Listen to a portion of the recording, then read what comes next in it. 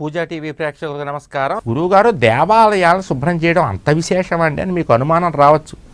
ఎప్పుడన్నా గుర్తుంచుకోండి, ఎవరైనా సరే అయ్యో నా ఇంట్లో 4 పని మనుషులు ఉన్నారు గురువుగారు, ఇల్లు తుడవడానికి ఒకళ్ళు, బట్టలు ఉతకడానికి ఒకళ్ళు, ఇల్లంతా చూడడానికి ఒకళ్ళు, మొక్కలు పెంచడానికి ఒకళ్ళు అని చెప్పేకునేటటువంటి వాళ్ళు కూడా ఒక్కరోజు మీకు దగ్గరలో ఉన్నటువంటి దేవాలయానికి వెళ్ళి చీపురు కట్ట చేసుకుని దేవాలయం అంతా శుభ్రం చేయండి. ఆ పుణ్యం మీ ఖాతాలో అప్పటి వరకు మీరు చేసినటువంటి దానాలు, ధర్మాలు, పూజలు, అన్నదానాల కంటే ఎక్కువ ఫలితం ఆ చీపురు కట్టతో దేవాలయాన్ని శుభ్రం చేసినటువంటి ఫలితం ముందు ఇవన్నీ తేలిపోతాయి. అంత విశేషం ఉందన్నమాట.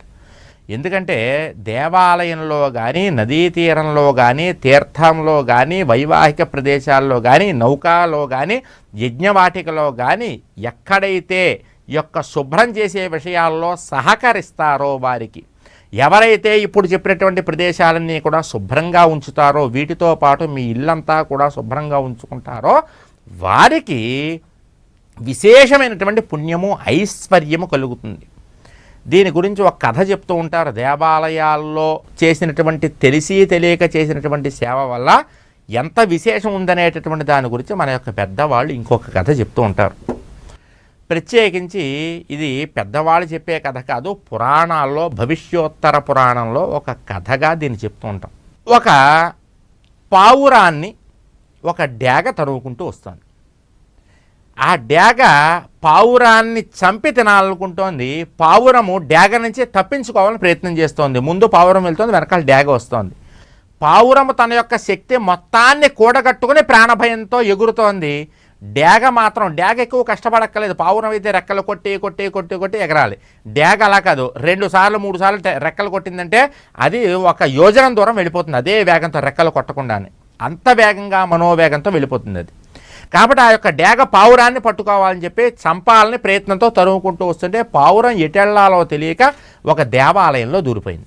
దేవాలయంలో దూరిపోయి ఆ మూలల్లో, దేవాలయంలో గాలిగోపురాల్లో చిన్న చిన్న గదులు ఉంటాయి అరలర్లుగా, ఆ అరల్లోకి దూరిపోయింది. అరల్లోకి దూరిపోయి అటు ఇటు తిరిగేటప్పటికి డేగ చూసింది, వెతికింది, పావురం కనపడలేదు, డేగ వెళ్ళిపోయింది. పావురం కూడా బయటకు వచ్చింది, పావురము వెళ్ళిపోయింది.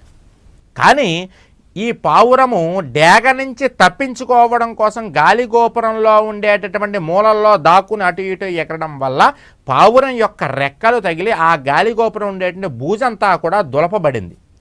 ఆ పావురం ఎగిరేటువంటి మేరంతా కూడా. ఆ గాలిగోపురం ఎక్కడదయ్యా అంటే కలియుగ వైకుంఠంగా పిలువబడేటటువంటి తిరుమల క్షేత్రంలోది, అంటే తిరుపతిలోది. అటువంటి తిరుపతి క్షేత్రములో ఉన్నటువంటి గాలిగోపురంలో ఉన్నటువంటి బూజు పావురము తెలియక తన యొక్క రెక్కల చేత దులపడం చేత దాని ఖాతాలో గాలిగోపురాన్ని శుభ్రం చేసింది. ఇది ఒక గాలిగోపురంలో ఒక భాగాన్ని బూజు దులిపిందని దాన్ని ఖాతాలో పుణ్యం వేశారు.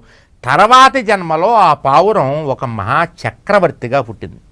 చూడండి, పావురానికి తెలియదు తాను ఈ బూజును శుభ్రం చేస్తున్నానని. అది తన ప్రాణాలను కాపాడడం కోసమని మూలల్లో ఎగిరింది. దానివల్ల దాని రెక్కలు తగిలి బూజంతా కూడా దులిపినట్టుగా అయిపోయింది, బూజంతా ఊడిపోయింది, కింద పడింది. దానివల్ల దానికి పుణ్యం కలిగి మరుసటి జన్మలో మహాచక్రవర్తిగా జన్మించింది. తెలిసి తెలియక చేసేటటువంటి పనుల వల్ల మనకి లక్ష్మీ కటాక్షం కలుగుతుంది. అదేవిధంగా లక్ష్మీ కటాక్షం తొలగిపోతుంది కూడా కొన్ని పనులు తెలియక చేయడం వల్ల.